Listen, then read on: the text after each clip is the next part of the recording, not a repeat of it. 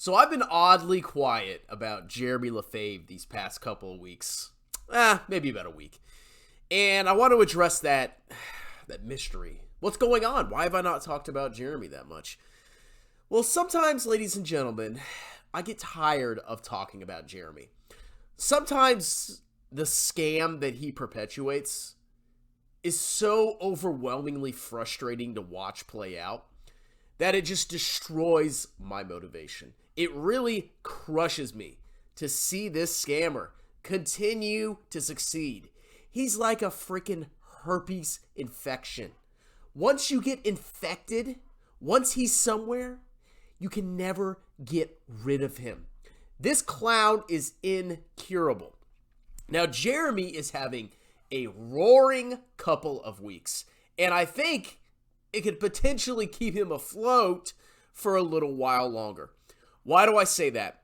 Well, a lot of clown stocks that he's been invested in have had this random rally in the stock market, okay? They've gone up a lot in the last couple of weeks. And, I mean, even Alibaba, the one I'm invested in, has gone up a lot. But guess what?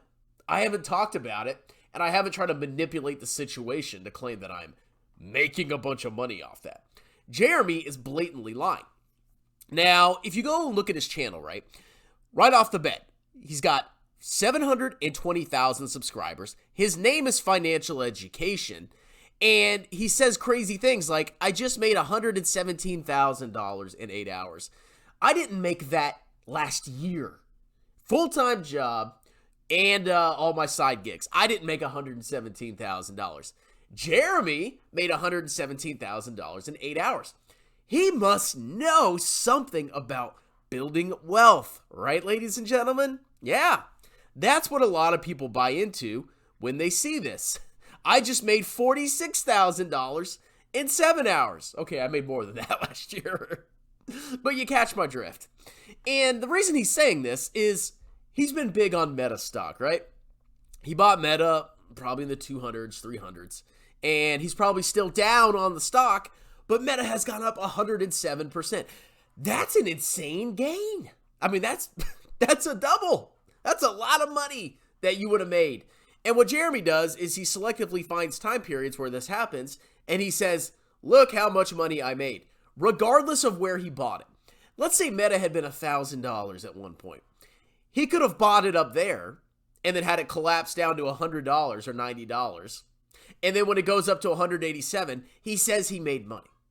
That's all he does. So Meta's up 107%. Tesla's up 76%. He was saying buy the dip on Tesla. Because when everything else fails for Jeremy, he just says buy Tesla. That's his final fallback. That's every scammer's fallback is Tesla stock. When all your other stocks get annihilated, just tell people to buy Tesla. And Tesla has these clownish rallies like this, where it goes up 76%. It adds billions, hundreds of billions of dollars of market cap in just a month. For what? So he said buy Tesla, and now it hasn't doubled, but it's gone up 76%, okay? And then he's big. I keep hearing about this ELF stock. Okay, it's up 42%. So what he's doing is he's claiming he's a genius. And it's just so frustrating because I thought this would actually make a difference. Like, him publicly competing with me and getting absolutely annihilated. Like, look at the stocks that he bought in this competition tracker after he already lost a ton of money. All these stocks, so you got VT here. This is my ETF that I invest in. When this competition started on February 14th, ever since then, VT has gone down 7.8%, okay?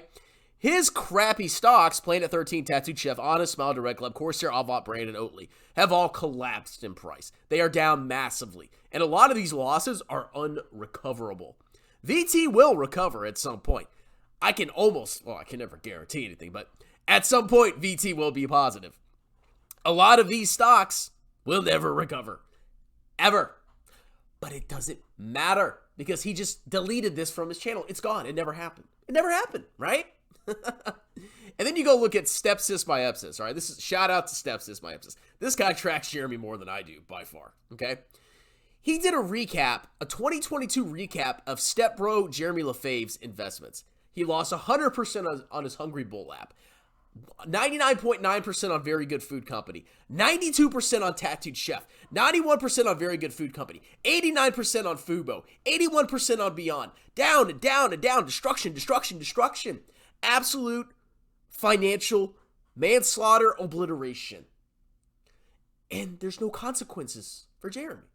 He has no consequences. So when I see him celebrating and I see people coming on my channel and laughing at me, making fun of me like I'm the bad guy, I'm like, sometimes it's just like, this is insane what this world has come to.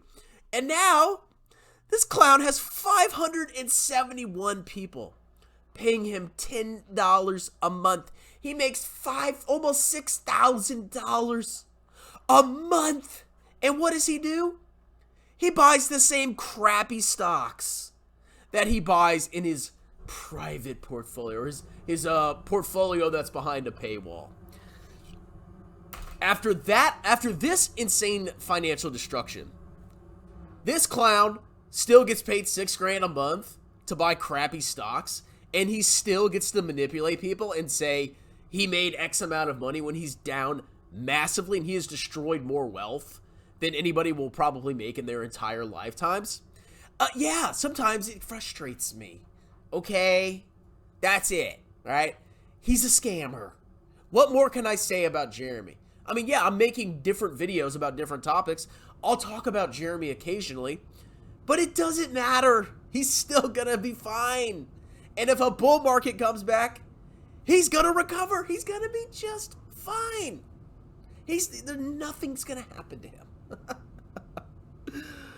Well, that's my rant. I don't know what else to say. That's why I've been quiet about Jeremy. I mean, you take it for what you will. He's still a loser. I think he's a clown, but it doesn't seem to matter. Hundreds of videos, hundreds of exposures, interviewing dozens of people that got destroyed by him. It doesn't matter. That's it. Cheers.